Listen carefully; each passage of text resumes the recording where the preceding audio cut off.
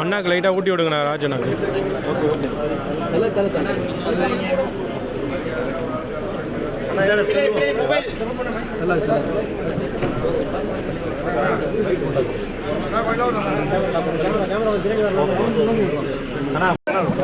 எதிர்பார்த்த சின்னங்கள்ல கேட்டிருந்த சின்னங்கள்ல ஒரு சின்னம் எப்படி எடுத்து போறோம் மக்கள் கிட்ட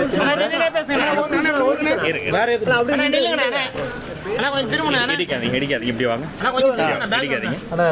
பொது சின்னம் விசில் கொடுத்துருக்காங்க. எல்லா தொகுதிகளிலும் போட்டிடுறதுக்கு விசில் சின்னம் தாவிகா கிடைச்சிருக்கு.